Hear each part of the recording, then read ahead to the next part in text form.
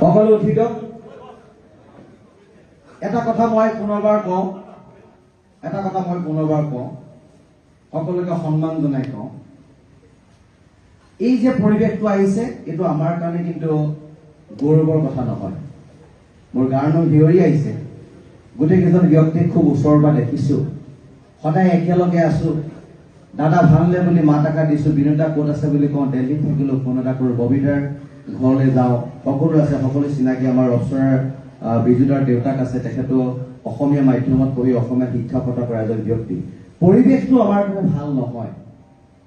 পৰিৱেশটো এই পৰিৱেশ অসমৰ কোনো প্ৰান্তত কোনোদিনে যাতে নাহে তাৰ কাৰণে আমি সকলোৱে অংগীকাৰবদ্ধ হ'ব লাগিব।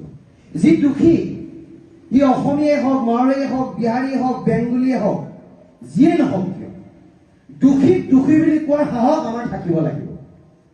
আমি আঘাত পাইছো, আমি কষ্ট পাইছো।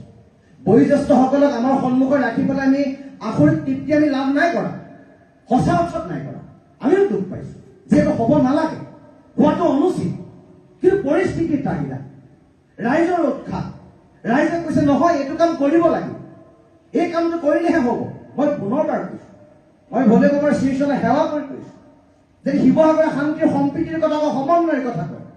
সমন্বয় সম্প্ৰীতিৰ স্থলীত যাতে এনেকুৱা ঘটনা, পৰিঘটনা, দুৰ্ঘটনা অনাদি অনন্ত কালৰ কাৰণে নাহক, তাৰ কাৰণে আমি কৈছো।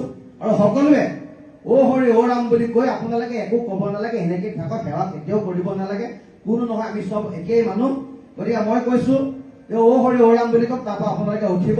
ইয়াৰ পিছত আমি ভাতৃত্ববোধেৰে, সমন্বয়েৰে, সম্প্ৰীতিৰে শিৱসাগৰখন গঢ়িম, অসমখন গঢ়িম। আমি সকলোৱে একেলগে থাকিম। আমাৰ মন্ত্ৰী মহোদয় আছে, তেখেতলোকৰ উপস্থিতিত এই কামবিলাক হৈছে। দাদা বহি লওক, আপুনি আঁতৰি হেৰি কৰিব নালাগে। এইটো কৈছে, মই কৈছো, পুনৰবাৰ কৈছো, অ' হৰি হ'ব।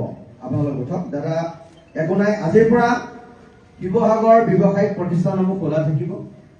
আৰু কোনেও যাতে ইয়াৰ সুযোগ আৰু সুবিধা লৈ কোনেও যাতে ব্যৱসায়িক গোষ্ঠীক পইচা পাতি ডিমাণ্ড নকৰে, সেই কথা 30টা সংগঠনৰ নেতৃত্বই কিন্তু বিচাৰ বিশ্লেষণ কৰিব লাগে।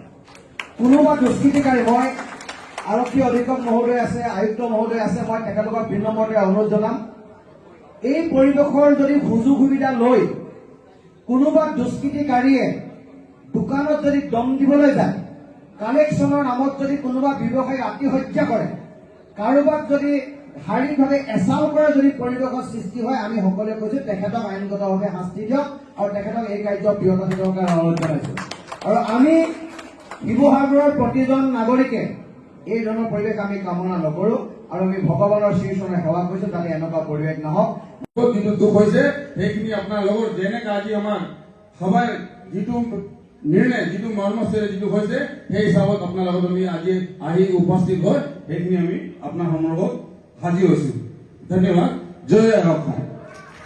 বিশেষভাৱে ধন্যবাদ জ্ঞাপন কৰিছো। খালি আমাৰ ফালৰ পৰা এটা প্ৰস্তাৱ যে আপোনালোকৰ সমাজৰ ফালৰ পৰা, যিহেতু ছোৱালীজনী অত্যন্ত দুখীয়া ঘৰৰ এজনী ছোৱালী, তাইক ফিজিকেলি এটেক কৰা হৈছে, তাই বহুত শাৰীৰিকভাৱে অসুস্থ, যে আপোনালোকৰ সমাজখনৰ ফালৰ পৰা, ব্যৱসায়িক গোষ্ঠীৰ ফালৰ পৰা এটা এককালীন সাহায্য, আজি মন্ত্ৰী মহোদয় আছে, আমাৰ আয়ুক্ত মহোদয় আছে, আৰক্ষী অধীক্ষক মহোদয় আছে, টাইম মন্ত্ৰণ পৰিষদৰ সন্মানীয় অধ্যক্ষ মহোদয় আছে, তেখেতলোকৰ আগত, আৰু আমাৰ গোটেই সাংবাদিক বন্ধুসকল আছে, গোটেই ৰাইজসকল, তেখেতলোকক যদি এই ছোৱালীজনীক চিকিৎসাৰ ক্ষেত্ৰত বা উন্নত চিকিৎসাৰ ক্ষেত্ৰত এটা এককালীন সাহায্য যদি আপোনালোকে প্ৰদান কৰাৰ কথা যদি ঘোষণা কৰে, আমি নথৈ আনন্দিত। আমি নকওঁ যে আপোনালোকে ইমান টকা দি দিয়ক, কিন্তু আমি কৈছো যে আপোনালোকৰ সমাজখনৰ ফালৰ পৰা সেই দুখীয়া, নিষ্পেষিত, নিপীড়িত ছোৱালীজনী আপোনালোকে এটা এককালীন সাহায্যৰ কথা ঘোষণা কৰি দিয়ক, আমি নথৈ আনন্দিত হ'ম।